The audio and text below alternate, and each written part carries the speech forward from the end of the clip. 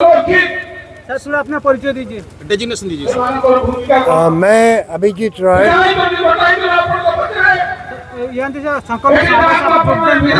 नेताजी सुभाष चंद्र बोस के बड़े भाई शरद चंद्र बोस का मैं दोहित्र हूँ। आज बेलियापल में जो सभा हो रहा है, भिटा माटी सुरक्षा कमेटी जो 40 साल से लड़ाई कर रही है, उन्होंने ये लड़ाई जो की है, मेरे ख्याल से दुनिया में इतना सुदीर्घ लड़ाई किसी ने नहीं की। उनका लड़ाई एक ही कारण है कि वो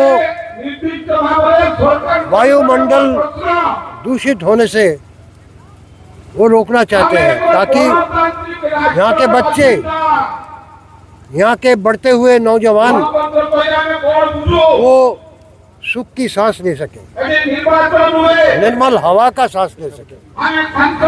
मैं बालियापल के संग्रामी जनता को अपना अभिनंदन ज्ञापन करता हूँ कि आज वायु या जल जो है उसको दूषित होने से उन्होंने बचाया है। और 40 साल का इस संग्राम से मैं नेताजी के आदर्श में विश्वासी, मैं उसको सलाम करता हूँ।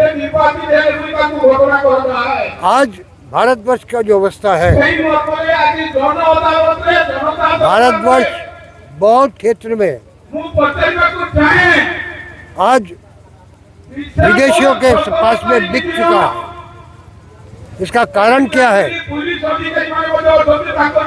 आज नेताजी ने जो स्वाधीनता का स्वप्न देखा था, बाघा ज्योतिन ने जो स्वाधीनता का स्वप्न देखा था, भगत सिंह ने जो स्वाधीनता का स्वप्न देखा था, रासबिहारी बोस ने जो स्वाधीनता का स्वप्न देखा था, वो था अविभक्त भारतवर्ष का पूर्ण स्वराज।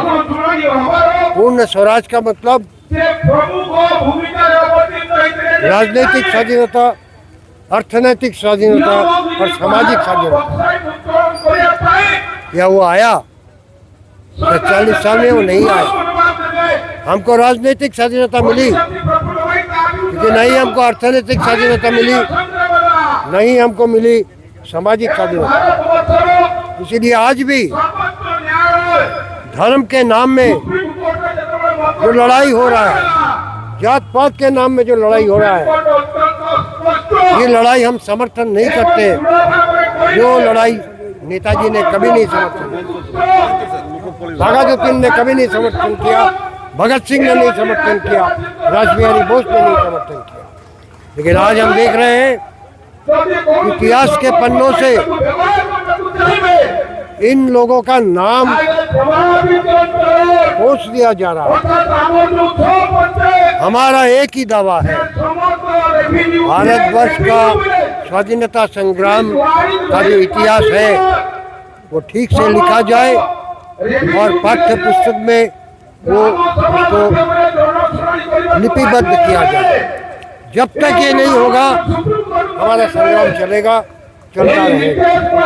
जय हिंद।